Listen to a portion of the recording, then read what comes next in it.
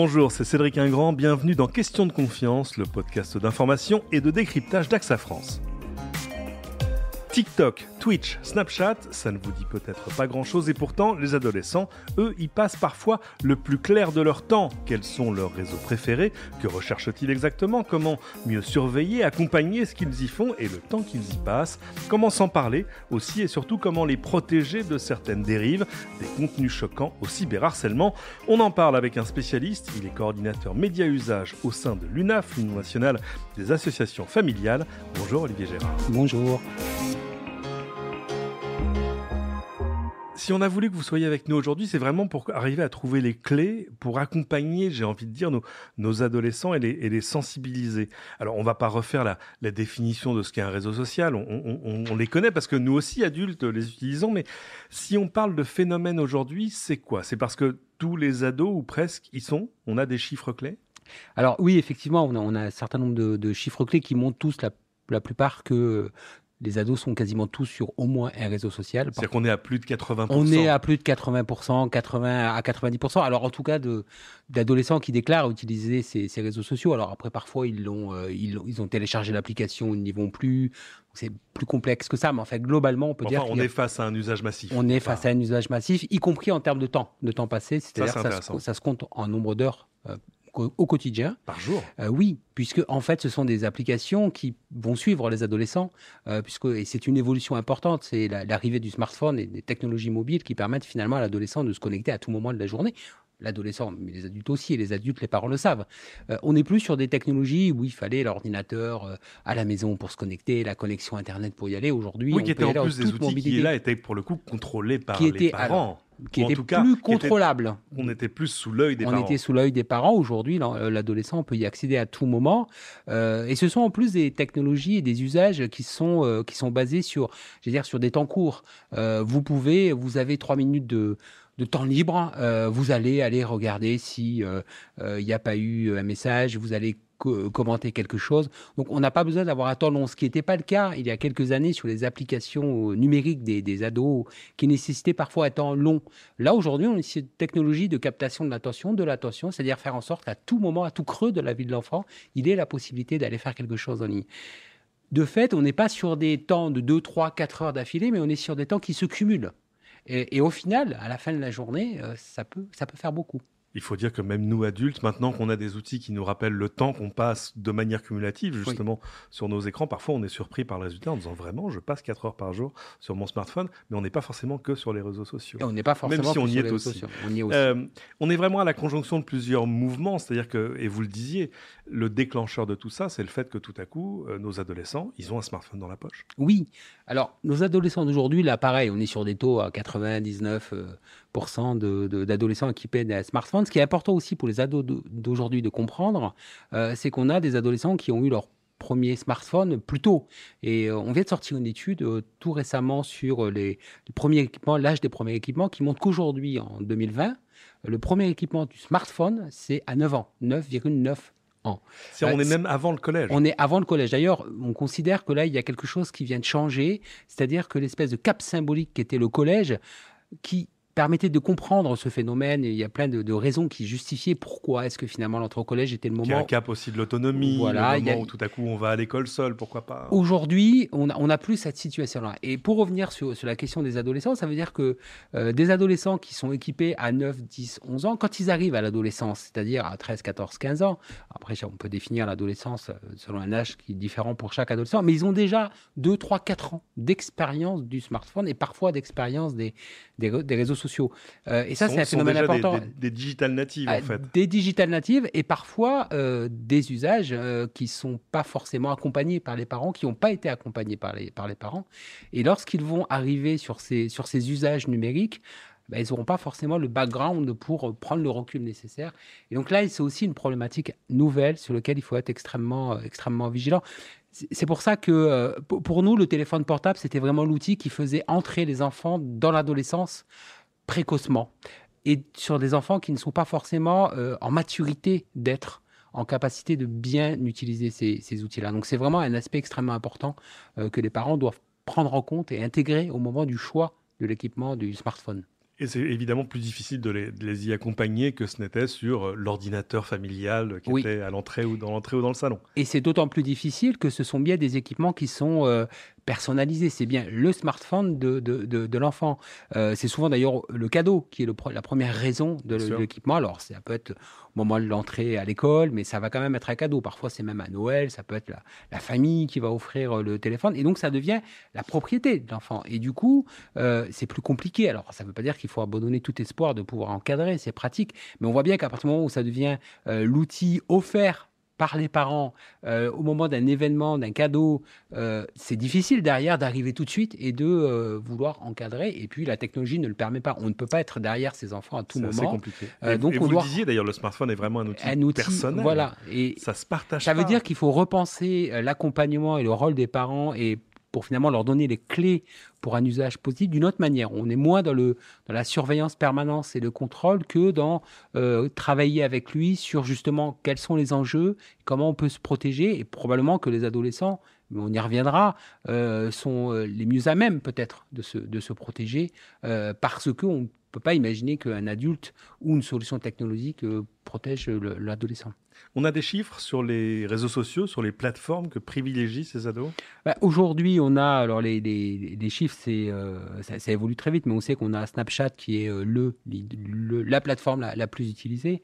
Ensuite, vous avez Instagram, TikTok, WhatsApp. Ce qu'on voit, et ça, les données viennent de sortir encore pour 2019 sur le fait que les adolescents quittent Facebook. Voilà, c'est plus du tout un réseau social qu'ils vont utiliser. Il y a d'autres applications qui arrivent. Ce qui est important aussi d'avoir en tête, c'est que ça va très vite. C'est-à-dire qu'on est sur des diffusions des usages par les adolescents extrêmement rapides. En un an et demi, tous les ados y vont. On y reviendra, il y a des effets de groupe, des phénomènes, on l'a vu sur TikTok.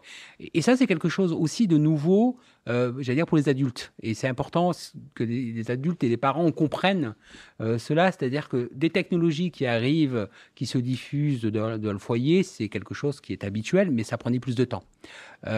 Pour des raisons parfois de coût, pour des raisons parfois de prendre le temps de s'approprier les choses, etc.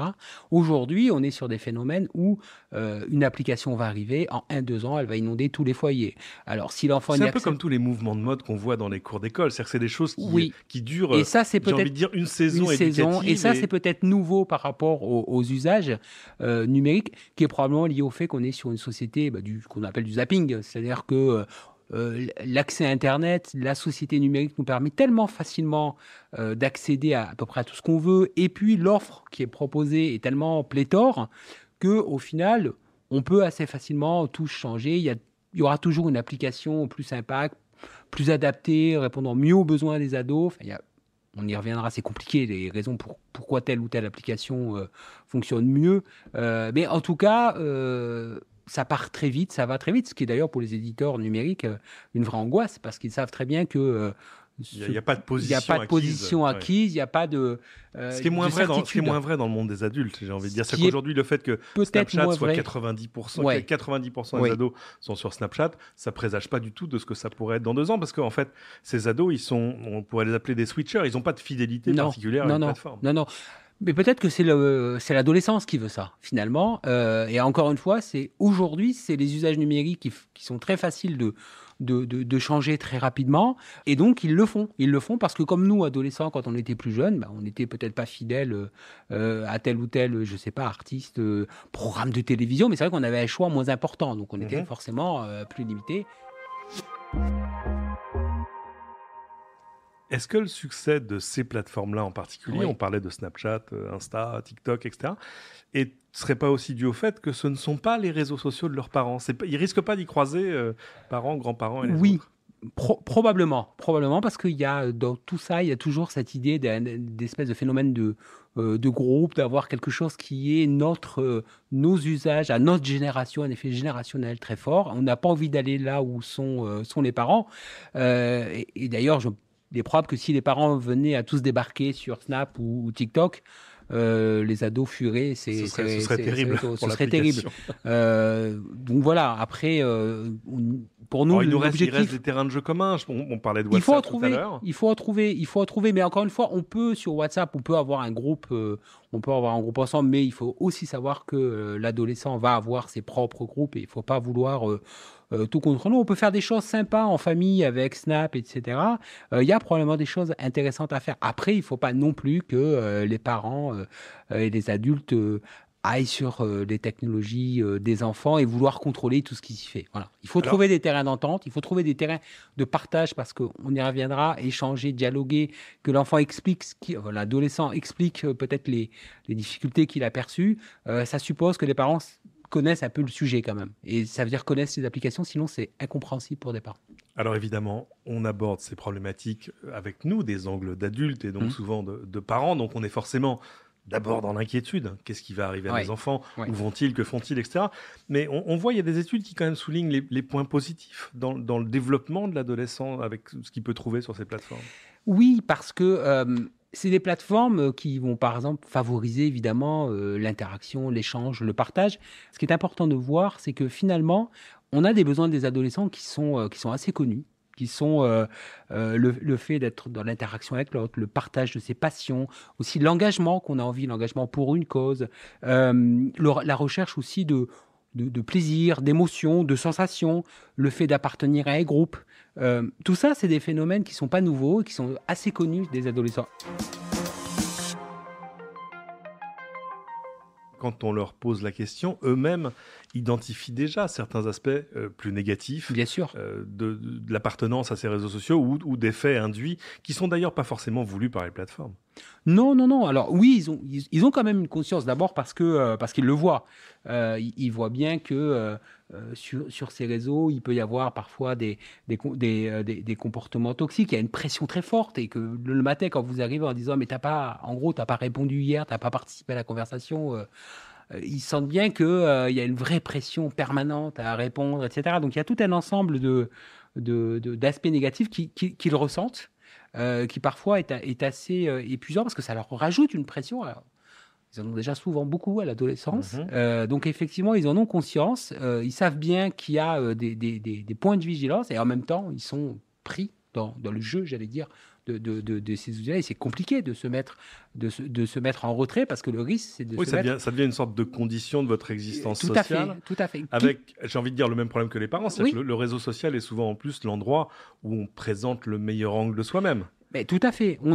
À la fois, on aimerait bien se mettre un peu en retrait de tout ça et en même temps, on sait qu'il faut y aller et on a envie aussi. Et on a ce besoin-là de se mettre en avant, d'expérimenter des choses, de se projeter. Donc, il y a une espèce de paradoxe et de contradiction interne qui est difficile pour les adolescents. Alors, vous posiez la question, est-ce que les plateformes...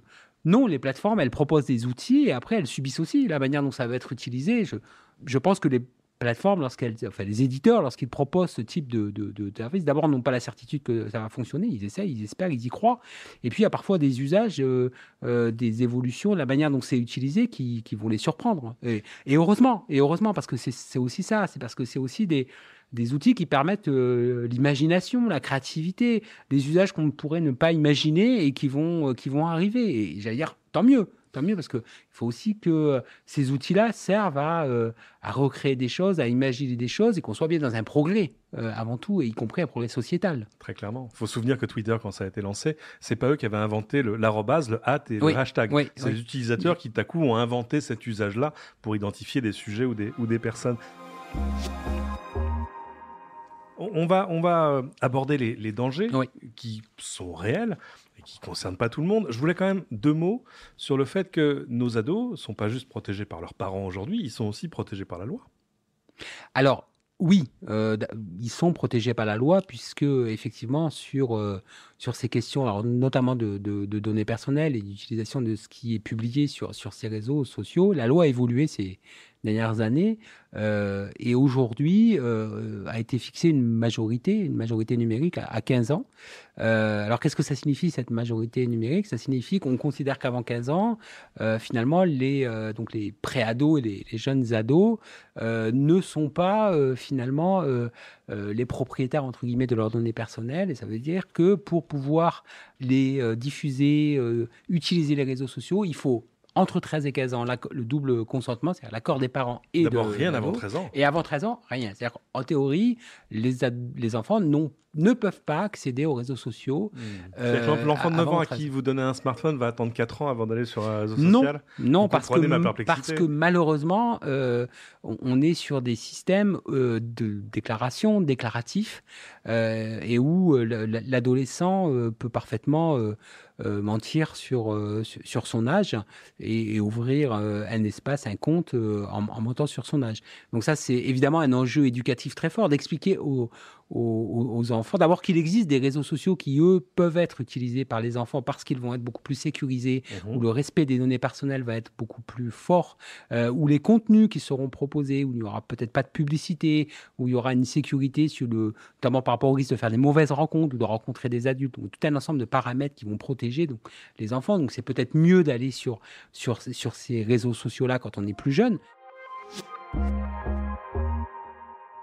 Olivier Gérard, le but évidemment n'est pas de faire peur aux gens qui nous écoutent, mais si on les résume, les grands dangers qui peuvent frapper les adolescents sur les réseaux sociaux, ils sont de quel ordre? Alors, on a évoqué cette question de la vie privée, des données personnelles, ça c'est quand même un aspect extrêmement important. Un autre aspect, c'est que on a aujourd'hui des situations où les réseaux sociaux vont être utilisés pour diffuser des contenus inadaptés, des contenus choquants, des contenus violents, des contenus pornographiques, tout un ensemble des contenus de propagation de causes, etc., qui passent par les réseaux sociaux pour atteindre, alors en particulier toutes les populations, mais peut-être aussi les populations plus fragiles, plus vulnérables, et ça peut être le cas des adolescents. Et donc ça, il faut bien l'avoir en tête, que ce sont des univers ouverts où chacun peut venir diffuser un certain nombre de contenus. Alors là, encore une fois, il y a des lois qui ont évolué, il y a des engagements des opérateurs et des éditeurs de ces plateformes pour contrôler ce qui peut être diffusé, mais malgré tout, il y a de ça. Et alors, encore plus quand on est sur des applications qui sont la mise en relation de deux personnes, c'est extrêmement compliqué. On ne peut pas a priori contrôler tout ce qui va être diffusé, parce qu'on est quand même sur des outils qui s'inscrivent dans le cadre de la liberté. Donc voilà, la possibilité à chacun de communiquer, la liberté d'expression. Donc on ne peut pas contrôler en amont tout ce qui va être diffusé. Et donc on a beaucoup d'adolescents, ils l'expriment. La plupart des adolescents ont été soumis, ou même des préados, à des contenus violents, à des contenus haineux, à des contenus sexuels, qui passent aussi par les réseaux sociaux les plus grands publics. Et ça, c'est un véritable enjeu. Un point quand même, moi, que je souhaitais soulever, c'est que, évidemment, si on a 20% des enfants qui ont été victimes de cyberharcèlement, c'est que dans les risques des réseaux sociaux, c'est qu'il y a aussi les enfants qui peuvent être eux-mêmes le responsable du cyberharcèlement. Bien sûr. Et c'est important parce que parfois... Oui, ce cyberharcèlement, il vient rarement des adultes. Il vient rarement... C'est souvent des effets de groupe et des effets de meute. Et c'est vrai qu'on a tendance à mettre le focus sur l'enfant victime, et c'est normal, et c'est logique, parce que c'est lui qui souffre. Mais quand on est parent et qu'on veut aborder cette question, il faut pas aborder que la question sous l'angle de l'enfant victime, même si évidemment ça veut dire qu'en tant que parent, il faut être vigilant, il faut observer, mais on y reviendra. Mais ça veut dire que lorsqu'on va aborder la question, il faut aussi parfois poser la question en disant, mais est-ce que toi, ça t'est pas arrivé de faire une petite insulte, de relayer une vidéo, une photo, de rigoler ou de moquer d'un copain qui était filmé ou d'une copine qui était filmée, etc. Et ne pas non plus oublier que nos enfants peuvent aussi être... Oui, cette pièce à deux faces. Voilà. Comment faire pour les protéger, au moins les préserver de ces dangers-là spécifiquement? D'abord, c'est en parler? Oui. En parler, alors vous l'avez compris, le plus tôt possible, c'est-à-dire avant les usages, avant les premiers usages, ça veut dire avant l'adolescence. Avant de leur offrir un smartphone. Avant de leur offrir un smartphone, on va les accompagner, ils vont développer des mécanismes d'autoprotection. Donc il faut leur en parler avec eux. Il faut aussi ne pas nier ces risques-là. Il faut clairement leur dire qu'ils sont là. Encore une fois, faut pas qu'ils aient le sentiment qu'on va être dans une attitude culpabilisante ou de jugement ou de sanction. C'est bien dans une attitude de prévention. C'est bien pour les protéger qu'on leur explique, qu'on parle de cela. Et le but, c'est pas de les interdire d'utiliser ces outils-là. D'abord, ça ne marcherait pas. Et ça ne pourrait créer que des tensions en famille, ce qui ne serait évidemment pas une bonne chose. Donc, il faut vraiment en parler avec eux, leur rappeler qu'on est là, qu'on est à leur écoute, qu'ils n'hésitent pas à en parler, alors soit aux parents, soit à un adulte. Surtout, s'il se passe quelque chose, qu'ils aillent en parler, qu'ils ne le gardent pas pour eux. Ça, c'est important. On a aussi aujourd'hui des moyens de contrôle quand même sur ces usages. Des moyens de contrôle parental, même sur ces smartphones qui sont dans la poche des ados. On a des moyens de contrôle, il faut les connaître, il faut les appliquer. Il faut les mettre en place, mais nous, on pense qu'il faut vraiment les mettre en place avec les enfants. Il ne faut pas que ce soit un contrôle qui se fasse de manière secrète, cachée, que l'enfant découvre à un moment qu'on va, soit on limite tel ou tel accès, soit on va contrôler ce qu'il publie, etc.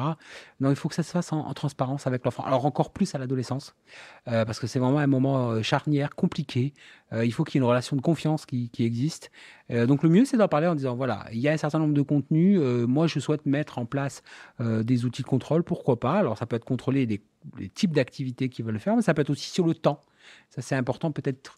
On n'en a pas reparlé sur les risques, mais évidemment, le risque, c'est aussi de passer beaucoup de temps dessus, au risque de qui parfois d'ailleurs est un symptôme d'autre chose. Un symptôme d'autre chose, qui peut être un symptôme de mal-être, pourquoi pas de forme d'harcèlement. On va se réfugier dans ces outils-là. On sait que ça peut être aussi mal-être, dépression. Alors, c'est pas les réseaux sociaux qui sont la cause, mais qui, au contraire, peuvent révéler une dépression. De toute manière, en tant que parent, il faut s'intéresser à ce qu'ils font, il faut observer, il faut en parler avec eux. Encore une fois, on dit les réseaux sociaux, mais est-ce que tous les parents sont bien au courant de quels réseaux ils utilisent? Qu'est-ce qu'ils font?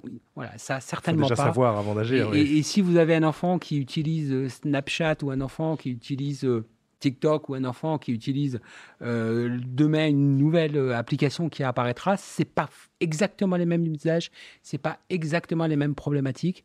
Et ça veut dire que pour que vous soyez entendable par les enfants, pour qu'ils puissent se construire quelque chose dans la famille, il faut que vous soyez crédible aussi. Et si vous arrivez avec des discours, des paroles qui ne sont pas du tout adaptés aux usages que fait l'enfant, il ne va pas vous écouter, simplement parce qu'il n'aura pas l'impression que vous parlez de ce qu'il fait. Donc il va dire, bon, là, elle me parle de ça, mais c'est hors sujet pour moi. Clairement, il faut d'abord que les parents se sensibilisent au problème. Il y avait une étude qui disait que 38% des parents estimaient qu'ils connaissaient mal finalement les risques que leurs ados pouvaient courir au travers de ces outils, même si dans l'ensemble, ils sont quand même finalement assez limités. Je voulais citer rapidement quelques outils de sensibilisation, quelques supports pour les parents. L'UNICEF a mis en place des campagnes de prévention qu'on trouve sur Internet. L'Éducation nationale aussi prend part à la sensibilisation à la fois des jeunes et des parents au travers de formations qui sont dispensées dans les établissements.